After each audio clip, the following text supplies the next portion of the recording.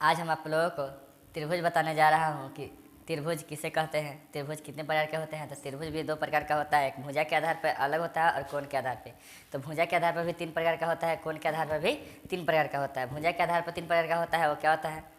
समबाहु त्रिभुज, समद्विबाहु त्रिभुज, विषमबाहु त्रिभुज। और कोण के आधार पर तीन प्रकार का होगा, न्यून कोण, सम कोण और अधिक कोण। तो हम आप लोगों को त्रिभुज के डिफिनेशन के साथ साथ उसका प्रकार भी बताने जा रहे हैं। तो त्रिभुज, यहाँ देखिए कि त्रिभुज है, तो त्रिभुज यानी कि तीन सरल रेखाओं से घिरे क्षेत्र को त्रिभुज कहते हैं। त्रिभुज में तीन गो भुजा होता है और तीन गो कोण भी होता है। तो इसका सही डिफिनेशन होगा, यानी कि इसका सही उत्तर आप लिख सकते हैं कि तीन सरल, लिखते चलिए तीन सरल, यहाँ हम लिखेंगे कि तीन सरल रेखाओं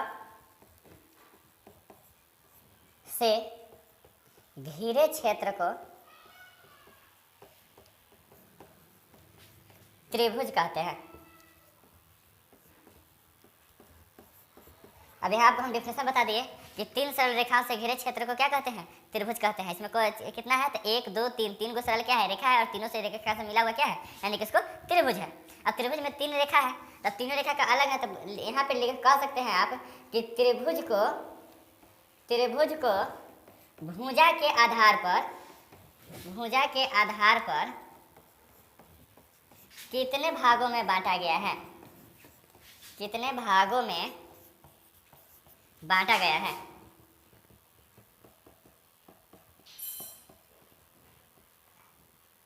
इसका उत्तर होगा कि त्रिभुज को भुजा के आधार पर तीन भागों में बांटा गया है।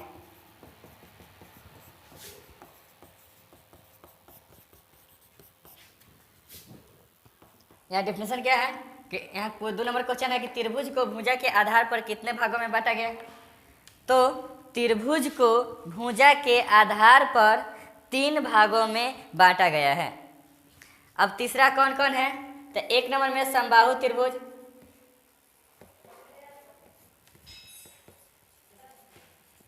2 नंबर समद्विबाहु त्रिभुज,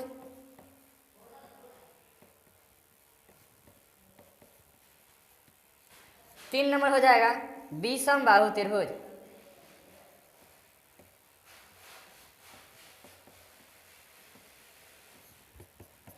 क्या होगा? समबाहु त्रिभुज, समद्विबाहु त्रिभुज और विषमबाहु त्रिभुज। अब समबाहु त्रिभुज किसे कहेंगे, समद्विबाहु त्रिभुज किसे कहेंगे, अब विषमबाहु त्रिभुज किसे कहेंगे?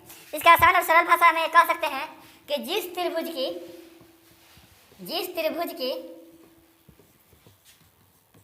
तीनों भुजा बराबर हो उसे समबाहु त्रिभुज कहते हैं।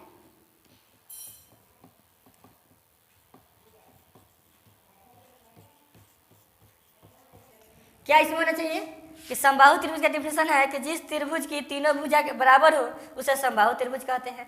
जैसे ये त्रिभुज का आकार बना दिए, अब ये ए हो गया और ये बी हो गया और ये सी हो गया। आप जानते हैं कि ए कोण के सामने वाला भुजा को छोटा ए से, बी के सामने वाला को छोटा बी से और सी के सामने वाले को छोटा सी से लिखा जाता है। अब यहाँ भुजा क्या हो जाएगा? ए बराबर बी बराबर सी, तीनों क्या है? बराबर है।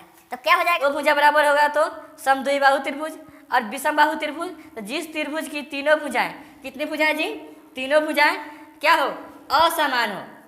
असमान हो। असमान को आप क्या लिख सकते हैं? असमान को क्या लिख सकते हैं? समान न हो, समान न हो, चाहे बराबर नहीं हो, बराबर न हो। मतलब क्या है? तीनों बराबर नहीं होगा तो विषमबाहु त्रिभुज ही होगा। जब भुजा बराबर नहीं होगा तो विषमबाहु त्रिभुज, दो बराबर होगा तो समद्विबाहु त्रिभुज, और सब तीनों बराबर होगा तो समबाहु त्रिभुज।